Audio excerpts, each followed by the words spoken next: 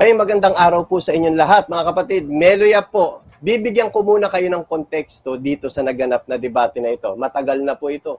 Ang hamon ko noon, patutunayan ko na si Atty. Libayan ay isang sinungaling. Nag-umpisa pa ito nung kinontent niya si Nico David about sa dangerous influencer. Nung sinabi kong Libayan, kasama ka dyan, sumagot ito si Michael Machate. Sabi niya, hindi rin kasama si Libayan doon. Dinidinay niya na parang hindi kasama sa dangerous influencer si Libayan eh. Kaya ang sabi ko, patutunayan ko na si Atty. Rani Randolph Libayan ay isang sinungaling.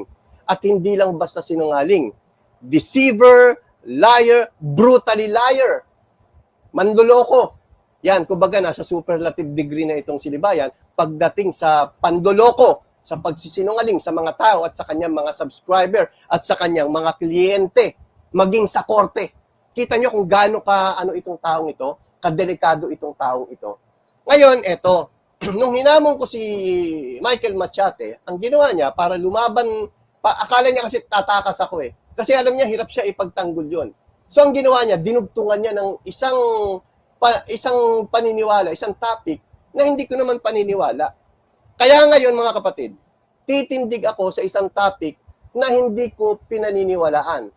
Pero for the sake of arguments, yun ang titindigan ko ngayon. Okay? Ano ba yon? Ang dinugtong niya, ang topic ko, patutunayan ko, si Atty. Rani Randolph Libayan ay isang sinungaling. Kapalit naman nun, yung isang topic niya. So lumalabas dalawa ang topic. Ano yon? Patutunayan ko naman na si Rafi Tulfo ay hindi sinungaling. Kaya ako sinabi na hindi ko po topic yan dahil hindi po yan ang paniniwala ko. Ito po ang paniniwala ko. Tignan po ninyo ha. Papakita ko lang. Huwag nawang mangyari. Sa Bible po ito. Oo, bagkos pa nga ang Diyos ay tapat. Datapwat ang bawat tao'y sinungaling. Gaya ng nasusulat upang ikaw ay ariin ganap sa iyong mga salita. So, ang bawat tao pala ay sinungaling. So, bakit titindigan ko ngayon na si Rafi Tulfo kung ang paniniwala ko lahat ng tao ay sinungaling?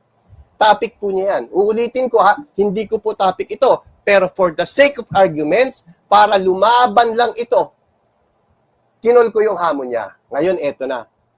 Eh, gano'n naman pala ang paniniwala mo, Meloya. Eh, sinungaling naman pala lahat ng tao. Ba't patutunayan mo pa na si Libayan ay isang sinungaling? Kasi si Libayan po ay hindi lang basta sinungaling, manloloko pa. Manloloko, sinungaling, deceiver, brutally liar. Pakinggan ninyo ito ha, may papanood lang ako sa inyo sandali, tapos diyan tayo magsisimula.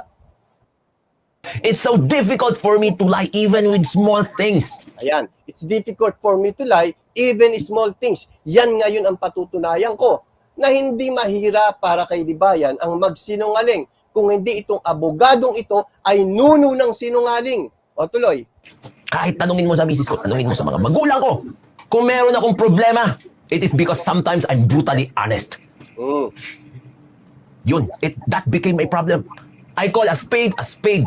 Sometimes I'm not even empathic. Yun yung sinasabi nila sa akin. Because that's my character. It's difficult for me to lie. That's how my parents brought me up. Kaya, even with my friends, pag sinabi kong hindi ako pupunta ako, I have to go. Magagalit si Atty. Magalong, pero sabi ko, I have to go. Ayan. So nakita na ninyo rito, hirap daw siya magsinungaling. Ngayon, titignan natin kung hirap ba siyang magsinungaling o talagang nasa dugo na niya ang pagiging sinungaling. Ano ito? May papakita ako sa inyo. Ito po. Pakita ko lang sandali.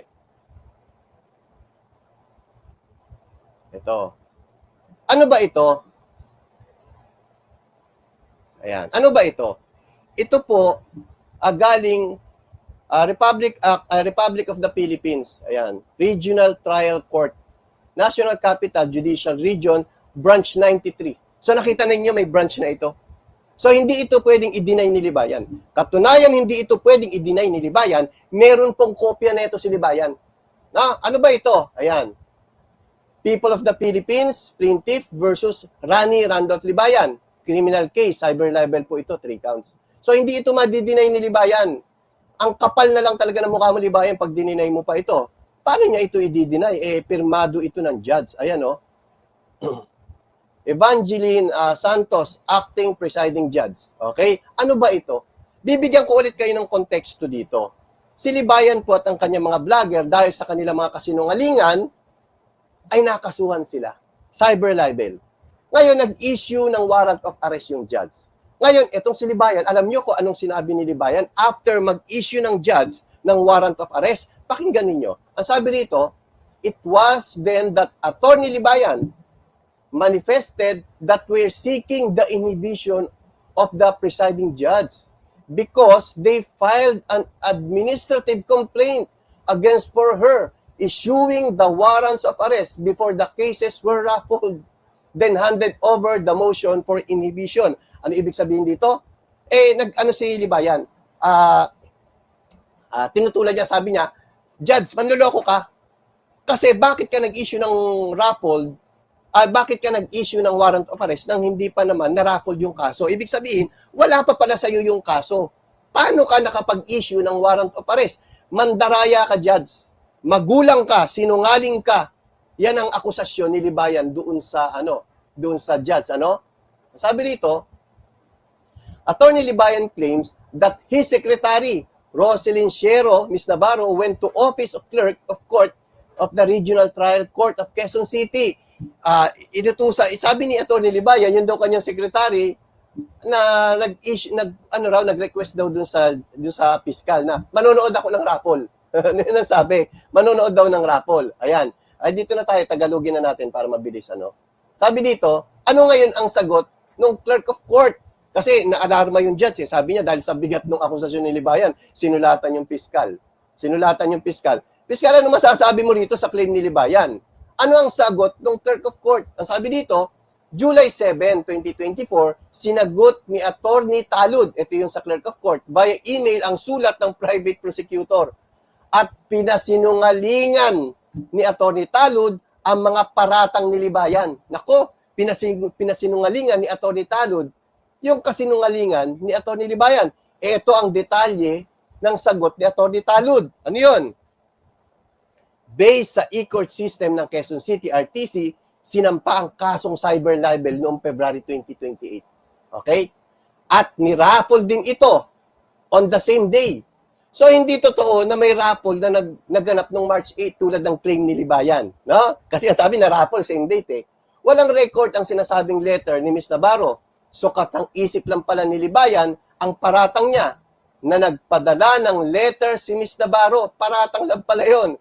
Dahil sa mga kasinungalingan ito, ay nag-file ng comment opposition ang private prosecutor sa motion for inhibition na inihain at sinabi ng prosecutor kanino? Kay Libayan. Sa kanyang comment opposition, it is clear that the administrative complaint, malinaw na itong administrative complaint ni Libayan, is a concoction of lies and fabrication. Ano ang kahulugan ng concoction of lies and fabrication? Basahin natin dito.